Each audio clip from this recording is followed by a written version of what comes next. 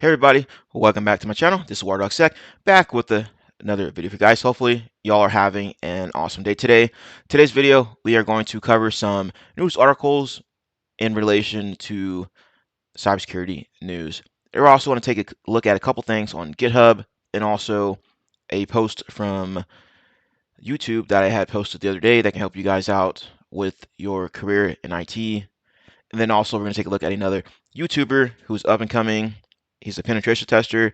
He also does Hack the Box live sessions every Sunday and Thursday of the week. Let's go ahead and dive into it.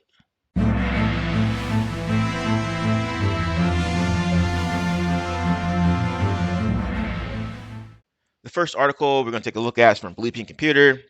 And as it says here, EDR Silencer Red Team tool used in attacks to bypass security. Once again, another red team or security auditing, security assessment tool is being abused by attackers. Let's take a look at what they have to say here.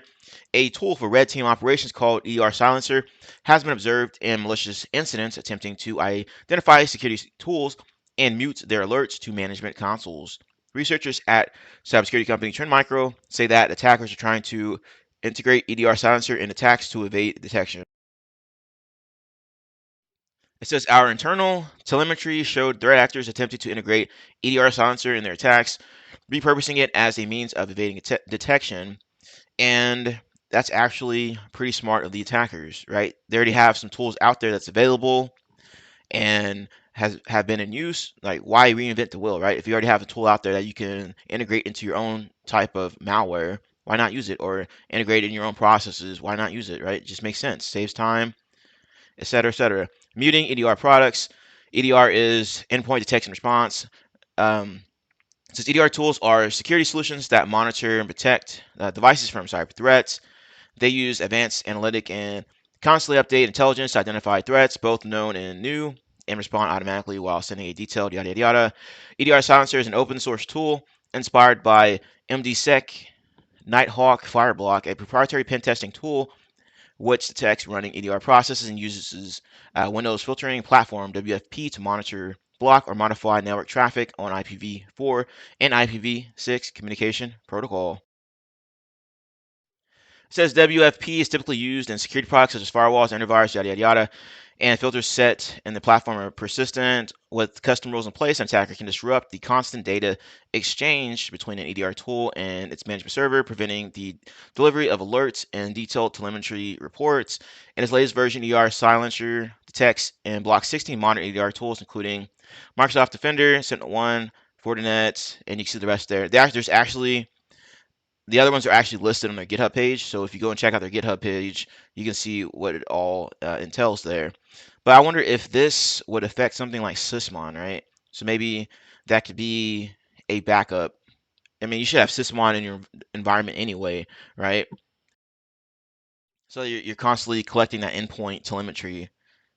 And take a look at the screenshot they got here. A little snippet, action type, block, block, block, block, block.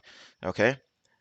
Says Trend Micro's test with EDR Silencer showed that some of the impact EDR tools may still be able to send reports due to one or more other executables not being included in the red team's tools hard-coded list. However, EDR Silencer gives attackers the option to add filters for specific processes by providing file paths, so it is possible to extend the list of target processes to cover various security tools. That's awesome. So I wonder if this is going to continue to evolve as more people play around with it, experiment with it. Maybe they'll add to this list or whatever, right? After identifying and blocking additional processes not included in the hard-coded list, EDR tools failed to send logs confirming the tool's effectiveness. This allows malware or other malicious activities to remain undetected, increasing the potential for successful attacks without detection or intervention, the researchers say. All right, you got process discovery here. It says checks for running EDR processes, execution, execute EDR silencer using predefined arguments, privilege escalation, utilizes Windows filtering program and adds a filter for the EDR process to prevent outbound connections. EDR programs unable to send alerts, telemetry data, and other information, reducing effectiveness. This sounds similar to like quarantining a machine, right? A little bit like it. So if you're not completely quarantining the machine, obviously you're quarantining the processes and such, like the communication back to the main server that controls the EDR solution, right? So basically you can do whatever you want, and the blue teamers would be blind, right? I think that's where Sysmon would come into play here. So look into Sysmon if you're not familiar with it. Super Micro solution to EDR silencers to detect the tool as malware, stopping it before it allows attackers to disable any security tools. Additionally, researchers recommend implementing multi-layer security controls to isolate critical systems and create redundancy. Use security solutions that provide behavioral analysis and anomaly detection. Look for indicators of compromise on the network and apply the principle of least privilege. Right, this is pretty much IT 101, security best practices, right? What they just listed out here. Defense in-depth strategy. I wonder if these EDR vendors will implement some kind of system that would possibly be able to detect if something stopped working in their product, right? Say, hey, we haven't received any alerts, what have you, so let's go ahead and trigger an email to the security team to investigate, or maybe you can do that yourself somehow. Anyway, let's flip over to this next article here. This is from the Record Recorded Future News, and it says nearly 400 U.S. healthcare institutions hit with ransomware over the last year. Microsoft says, shocker, shocker. I've talked about healthcare system and the relation to ransomware attacks, how they have been a prime target for attackers, especially ransomware actors. They're a constant cash cow for these guys. Like, come on. They have oftentimes old, outdated equipment and such in their environment. They're slow to react to the latest technologies going on a lot of times. And sometimes they may or may not have the appropriate staff available to deal with these cyber threats that keep evolving. On top of that, they are a treasure trove for cyber criminals. Anyway, let's get back to the article. The scale of the ransomware problem has grown significantly over the last year, with hundreds of healthcare institutions attacked in the last 12 months, Microsoft reported Tuesday. In the last fiscal year, 389 US based healthcare institutions were successfully hit with ransomware, causing network closures, systems offline, critical medical operations delayed, and appointments rescheduled. That would be a bummer. What if you had some kind of important surgery that you need to get done, and then a ransomware attack hits that hospital? Now you got to get sent to a different hospital system. Hopefully, they're not affected by it. I know a lot of these big hospital systems have other, I guess, business partners or whatever that are connected into their environment and such. And oftentimes, I think that can affect those other business partners as well. Microsoft said in its annual defense or digital defense report released on Tuesday, the company did not say how many were successfully attacked last year. The 114-page report assessed cyber threats between July 2023 and June 2024 based on the company's access to troves of intelligence. Company researchers found that nation-states and cybercriminals have been coordinating their activity to a greater degree than ever before. Remember back when the whole pandemic and stuff happened? I remember these cybercriminals getting online talking about, "Hey, we're not going to attack these healthcare systems." I'm like, this is a complete and utter lie. All right, and guess what happened? Guess what happened? Just go and Google what happened. All right, let's go ahead and continue. They warned that Russia, North Korea, and Iran are now deploying ransomware as a way to gain financially from their offensive cyber operations. Well, that makes sense, right? There's a lot of sanctions against these particular countries. It says this marks a change from previous behavior whereby ransomware attacks that were designed to appear financially motivated were actually destructive attacks, the research said. Overall, among Microsoft's customers, they found a 2.75 times increase in human operated ransomware linked counters, which are defined as having at least one device targeted network. Blah blah blah. Research ransomware attacks reached the stage of encryption, whereas devices locked, etc., etc. Okay, let's go ahead and skip through some of this here.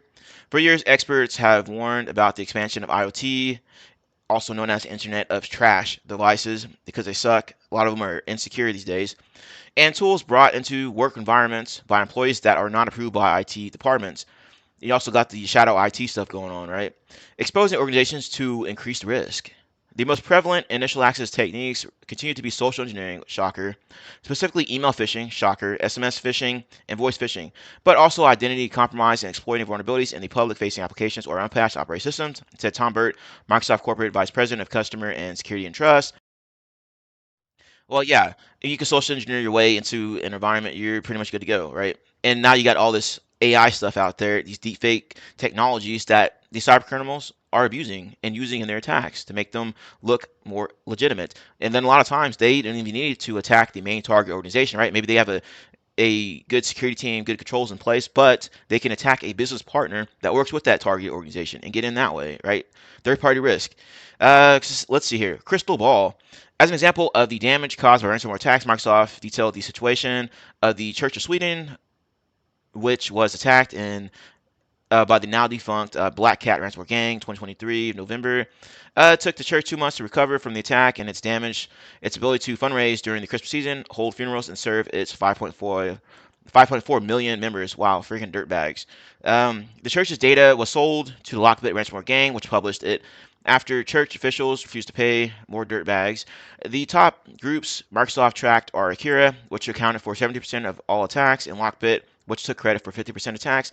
Play, Black Cat, Basta rounded out the rest of the list. So there you go. Since Microsoft noted that law enforcement was making progress in addressing ransomware taking down infrastructure used by Lockbit and Black Cat in last year, the company added that it is aggressively pursuing our ability to share information as authorized law and policy, etc., etc., etc. All right, now every time they take down one of these ransomware groups, it seems like another one's going to pop up. Right? I don't think ransomware is going to go away anytime soon, and they have a very good research and development team a lot of times in these ransomware groups. Okay, don't be surprised when you start seeing AI implemented in these malwares or in ransomware specifically. It's already been out there that these attackers have been using AI to improve their business processes. To say, all right, let's jump over to the next one here, and this is from Bank Info Security. It says schools face spike in cyber attacks from nation-state hackers. Shocker here. I've covered school systems quite a bit on here as well. I got videos over that, so you can go and check it out. That the school systems constantly get hit by these ransomware attackers, cyber criminals, what have you. So Microsoft says North Korea and Iran adopting new tactics against the education sector. Now, these educational sectors, a lot of these schools don't have the proper funding to get dedicated cybersecurity personnel, or maybe keep their folks up to speed on the latest technologies when it comes to cybersecurity, IT, what have you. So they could become a prime target due to that. And also, I mean, these school systems have a plethora of information for cyber criminals. It says schools and universities across the United States are the target of sophisticated malware and phishing attacks from mounting threats, ranging from cyber criminals chasing data to nation states, including Iran and North Korea. Threat actors have adopted new tactics such as creating fake companies to establish business relationships with their educational institutions in order to access sensitive, regulated information such as health records and financial data. Maintained by K-12 and higher education organizations with the school year well underway, Microsoft's Threat Intelligence Division this month identified the education sector as the third most targeted industry. And this just ticks me off, Like, leave the schools alone. This is just ridiculous. I remember growing up back in grade school, we had like snow days and such, right? Now they have ransomware days to deal with because when they get hit with ransomware, their technology is taken offline, and now the kids can't learn anything, right? They have to wait till the systems get back up and running. U.S. school systems are on the front lines confronting how adversaries test their tools and their techniques, Microsoft said. According to the report, cyber threats targeting the education sector are a growing concern not only in the United States but also in countries like the United Kingdom, where nearly 43% of higher education institutions report weekly breaches or cyber attacks. That is crazy. Okay, we're gonna skip through some of this here. As always, I'll have the links to these articles and such in the description area. So the expert warned that K through 12 school districts are becoming prime topics for cyber attacks due to the vast amounts of data they store on students, data that can be weaponized for ID theft, fraud, or sold on the dark web, posing long-term risk to children's personal and financial security. That's crazy. Like, their identity could be ruined by the time they graduate high school. Gaining access to a school's records is like hitting the jackpot for attackers, according to Tom Ashley, education strategist for the information technology solutions firm CDW. Schools are more likely to pay ransoms to protect themselves and prevent further disruption, Ashley said. We do have valuable data, but unfortunately, we also have probably the weakest cybersecurity protections for any industry. Now, with that being said, I've tried several times to contact some local schools in my area, and I let them know who I am. Say, hey, I'm trying to help you guys out. Maybe I can help you improve your cybersecurity defenses so you don't end up, on the evening news about getting hit with ransomware, getting breached, et cetera, et cetera. I didn't hear anything back, so I'm not sure what's going on there. But I try to volunteer my time to help out the schools and stuff around there. All right, let's go ahead and skip through a lot of this here. Universities in the crosshairs. Universities face an average of 2,507 cyber attacks or cyber attempts per week, according to Microsoft, which said its own email security program has blocked over 15,000 emails per day, targeting the education sector with malicious QR codes, quishing or QR phishing. This is probably what they're talking about here. These sectors' vulnerabilities have been exacerbated in recent years by the rise in virtual and remote learning, which create a new opportunity for threat actors to exploit security gaps, compromise sensitive information, and launch targeted cyber attacks against educational institutions. And let's go ahead and skip through some of this here. It says financial institutions or other sectors may initially appear to be more attractive targets for cyber threat actors, but threat actors find universities worthwhile targets for the intellectual property they nurture and potentially sensitive research data. Universities handle federally funded research and can work closely with the defense industry, meaning academic institutions are epicenters of highly sensitive intellectual property. Well, that makes sense, right? And let's see, Microsoft has observed Iranian threat actors, including Peach Sandstorm, what a name, and Mint Sandstorm, using password spray attacks against the education sector and sophisticated phishing attacks to breach the education sector and university networks. Now, this comes down to user training and such as well, and also password spraying attacks. Make sure you're implementing MFA, which is multi-factor authentication. This can help reduce the chances of getting owned by these attacks, right?